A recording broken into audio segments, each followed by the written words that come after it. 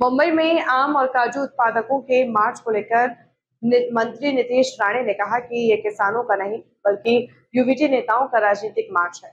उन्होंने कहा कि सिंधुदुर्ग के सभी उत्पादक सरकार के संपर्क में हैं और उन्हें भरोसा है कि लोकतंत्र में विपक्ष को विरोध का अधिकार है। करेक्ट करतो याच्यामध्ये आंबा आणि काजू बागायतदार नाहीये, ती यूबीटी शिवसेना उद्धव बाळासाहेब ठाकरे पक्ष चे नेते मंडळींनी तो काढलेला मोर्चा आहे।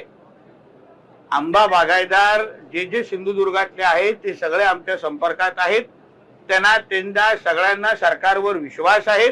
आता त्यावर एक राजकीय मोर्चा आहे ज्याच्यामध्ये राजू शेट्टी जी आहेत, बाकी सगळे जे आहेत।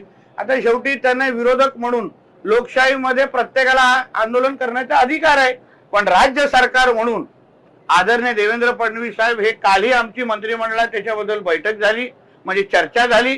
त्याचबरोबर पंचनामे मोठ्या प्रमाणामध्ये सुरू आहेत।